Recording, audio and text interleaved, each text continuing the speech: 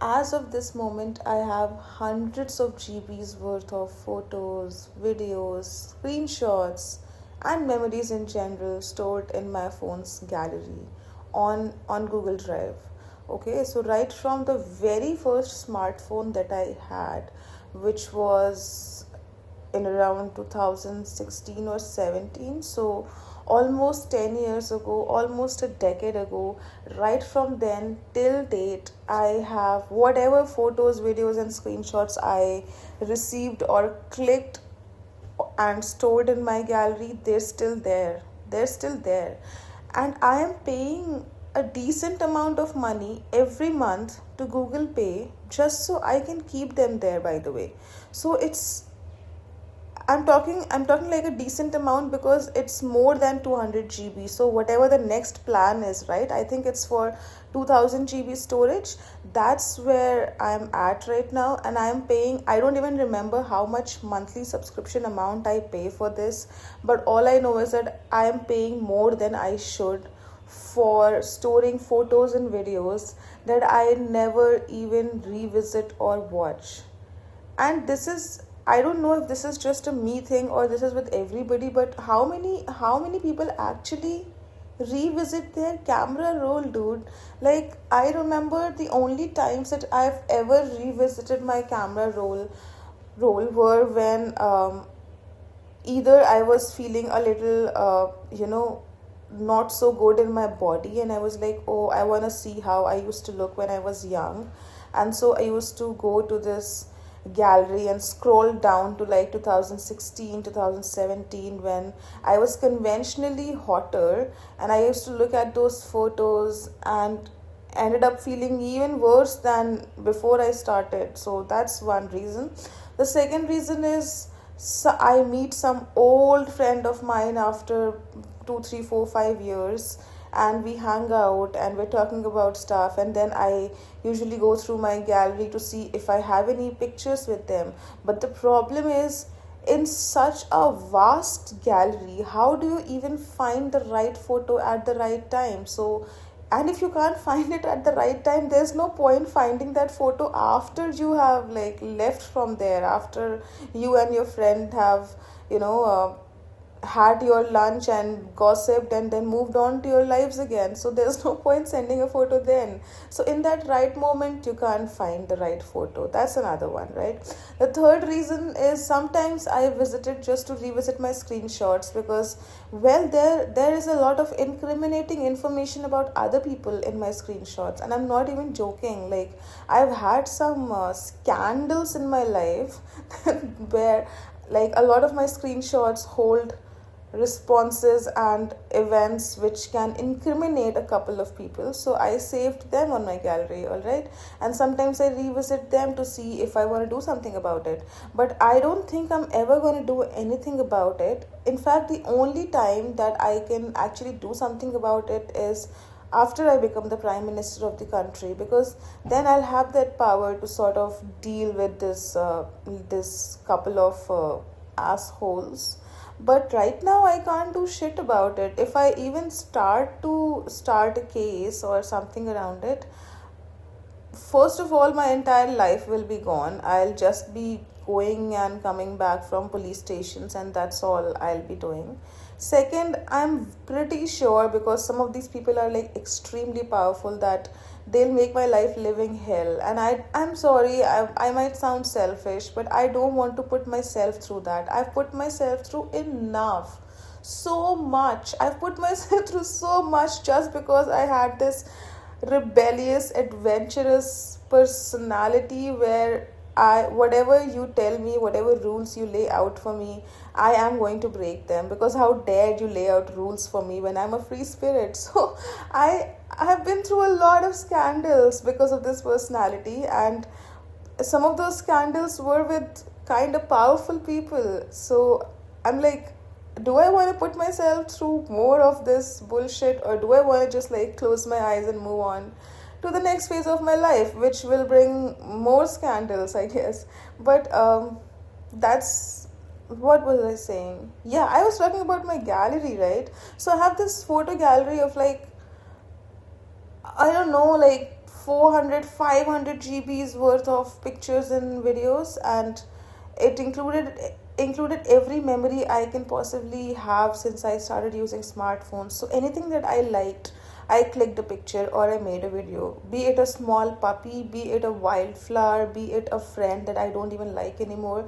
I clicked pictures and videos and I stored all of them on my gallery, because in that moment it felt like, oh, this is such a cute memory. Someday I'll revisit it and I'll feel happy. But I've tried revisiting it. First of all, you don't do it that often. You barely revisit your gallery like once a year. And second of all, when you actually do revisit it, you do it with the intention of feeling better, which doesn't happen. You actually feel worse after you revisit your memory, because you remember how stupid you were, how cringe you were, and also how hot you were, which all of these things make you feel bad about yourself. Okay, so yeah, I'm gonna delete all of that. My next immediate goal in life is to delete every photo, video, and screenshot that I have in my gallery that I have accumulated over the last 10 years. And the reason I'm saying that's my immediate next goal is because that's not something I can just do right away, right now. It will take some mental preparation for me to actually think about it. I'm in the thinking phase right now, So I've been watching. Oh, by the way, I switched from geopolitical videos to kind of psychology videos now. So I have ADHD. I think that's completely justified that I switch between topics so often. So that should not be the bone of contention here. Yeah, so I was saying that since I've been watching a lot of psychology videos lately, I've been trying to understand how that works for me, basically me as an individual. And one thing that I have started kind of practicing, although I'm not very successful with it, but I've started practicing, is to think through an impulse. I'm a damn impulsive person, if that's not clear already. Like anything happens and my impulsive reactions almost always dominate. So I've had a lot of issues because of this also, because you make a lot of enemies when you have no filter in your head or in your mouth. Okay, so I yeah, I have done that. And then with I so I was reading more about Carl Jung, and Carl Jung says, don't don't try to repress your unconscious or your subconscious, because we mostly hide like our darkest aspects of our life in the subconscious or the unconscious, right? So the parts of us that we feel are very, very unlovable, like greed or jealousy or anger, anything like that, we usually try to repress it, we try to control it, we try to be like, I'm not that person, I'll not be controlled by these emotions, I'm a good person, I'm a happy person, I'm a palatable person, stuff like that. So you repress a lot of your parts that you deem are unlovable. You repress them. That's not a good idea, by the way. For example, just as an example, this is just an example, this is a hypothetical, this is not true, but just as an example, if I hypothetically had anger issues, I'm not saying I do, I'm saying if hypothetically I had anger issues, I will snap at the people I love, I'll snap at strangers, I'll snap at people who are important to me. And then after some time, I'll also feel bad about it. I'll have this surge of guilt within me that I should not have done that. If I know that I shouldn't have done that, then why did I do that? Right? And I did that because in that moment my unconscious took over me, and the anger that I was trying to repress and control throughout this period, that just came out at the most unexpected time, and then I was under that emotions control completely. I had no control over anger had control over me. So in this hypothetical scenario, you basically get controlled and consumed by these repressed emotions. And one thing I learned on how, because like I said, I'm an impulsive person, so I do stuff that I regret all the time. So I decided to find out what's the cure to it. Like, how do I deal with this then? What are you saying? So then I found out that one of the ways, there's a couple of ways that the person taught us or shared, but I remember one, and that was, you need to sort of, I can't even remember the term right now, but it was something like imagination. So symbolic imagination, I don't know, I don't remember the word. It was something around imagination where you basically sit in a room all by yourself, and whatever emotion, repressed emotion you're feeling, like anger or hatred or jealousy or greed, just just give that emotion a personality. So you basically anthropomorphize it. Did I say that correct? But you basically do that, and then you sit down and you have a dialogue with this emotion. Like, what does it want? Where is it stemming from? How can we make it better? How can we work together? So when you start having that conversation with your repressed emotions, they don't feel repressed anymore. They feel seen, they feel heard. And so they stop plotting behind your back and showing up unexpectedly in conversations, because you have a little more control over how they work and how they feel, right? So this is something that I got to know about yesterday only, actually. And then my immediate thought was, hey, I anyway sit alone in my room and talk to myself, to my phone, right? I can easily, imagine one of my repressed emotions and have a dialogue with them also, and try to understand where they're coming from. So I'm actually very curious to try that out. I think I'm gonna try it out with two main emotions that I want to work along with, that I don't want to repress anymore, but I want to work alongside of them. And those two emotions are anger and jealousy. I'm an angry man. I'm not even an angry woman. I'm an angry man. मेरे अंदर मर्दों जैसा गुस्सा है. I like I beat people up when I get too angry. So anger is one emotion I need to work better with. And then the second one is jealousy, because anytime anytime anybody does even remotely better than me, which right now is like 99% of the population, I get so jealous, and then that jealousy consumes me, and all I can think about is, oh, why don't I have this? And then I can't even work to have that because I'm consumed by jealousy. So, I wanna integrate with and work alongside these two emotions instead of trying to control them or repress them, because repressing them has not really worked out that well till now, has it? Like, I'm sitting here in a room where I've literally cut every single person off. Right now my only circle is my family, dude. My mom, my dad, my brother. And my brother is so concerned about me cutting people off left, right, center, and just becoming this, from this social butterfly of a person who had like five different friend groups with 20 friends in each group. Suddenly, not suddenly, but gradually, he's seen me transform from that social butterfly to this like extremely awkward, isolated, bitchy person with no friends. So he's actually he's concerned about me. He's like, oh my god, is my Didi gonna die alone and depressed? Like, dying alone is fine, but is she gonna live her life depressed? He's so concerned. He's like, I think you should move out of the country. I think you should move to the US or something.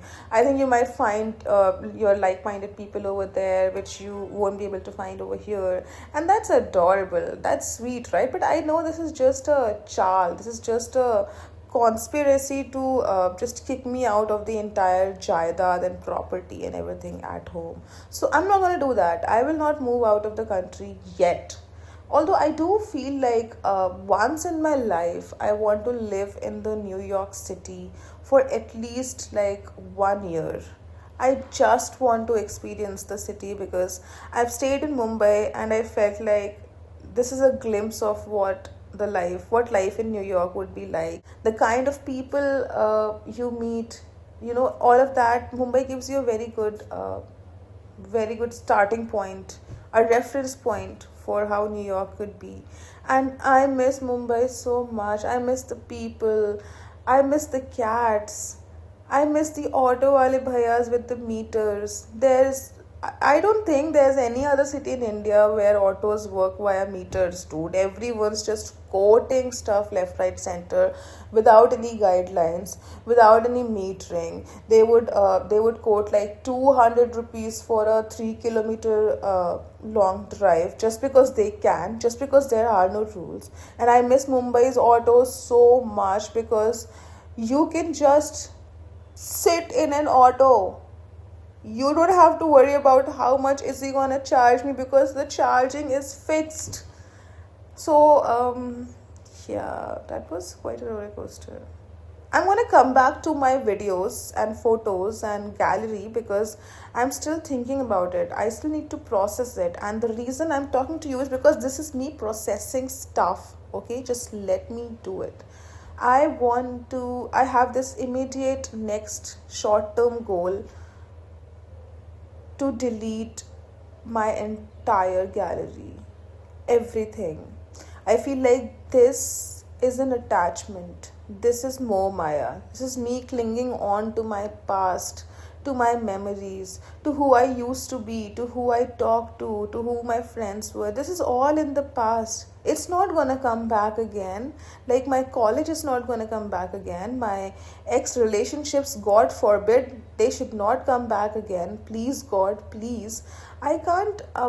Why am I keeping all of these photos in my gallery then? I don't even revisit them, and even if I do revisit them, I usually am filled with rage and anger because what the fuck was I doing? What was I doing? I don't see any reason to keep holding on to these photos and videos. One very far off reason that I can think of that I might possibly be subconsciously holding on to these photos and videos is because maybe somewhere in my head I'm like, one day I'm gonna be so famous. I'm gonna be so famous one day. And then people will be like, yeah, she's famous, and so what? And then I'll be like, bitch, have you seen how I used to look when I was younger? And then everyone's gonna be like, wow, oh my god, we misinterpreted. You're a baddie, you're a hottie, you're so cool. Because of that one hypothetical far off scenario, I keep on paying like 500 rupees a month to Google just so I can keep holding on to these photos. I know that's sad. That's sad. I know, okay? I know. And I don't want to do that thing where you just go through your entire gallery and you delete selected photos and you keep some of them. Like you want me to shortlist like my favorite pictures from the last 10 years. Why don't you just shoot me in the head instead? I'm sorry, but that's like a lot of work. So because I'm lazy, I'll not be doing that. And because I want to get detached from a couple of things, including detached from my own past, I will I will delete. I swear to God, I will delete. I'm just trying to think if there's anything else, any other reason that would make me regret deleting my memories, because I would call them memories because I don't have actual memories from those times because it's been so long. Like it's been 10 years, dude. So I don't actually remember a lot of them. But when I look at the pictures, I'm like, oh yeah, I did this. Oh yeah, I did this. And so it's like a whole bouquet of memories that I've saved for myself that I can visit them and be like, oh yeah, that was a good day. That was a good time. Those were good people. And so, do I want to let go of these memories? Is the question. And I want to because I feel that will be good for me because I'm still stuck in my past and constantly worried about my future, and I need to fix that and I need to start living in the present. I sound like such a woke, healed person right now. If you joke about it, I swear to God, there's nothing I can do about it, but I'll be mad. But yeah, I want to do that. I just don't have the strength to do that right now. But I am working on it. I am gathering the strength, and hopefully, in some time, I will be able to do that. And even if I'm not able to do that, it's fine, right? Like, I want to feel shame about it, that oh, I wasn't able to do that. But again, shame is another repressed emotion, and I'm not gonna repress it anymore. So even if I'm not able to delete all my memories, it's fine. It's not it's not that big a deal. I think I'll live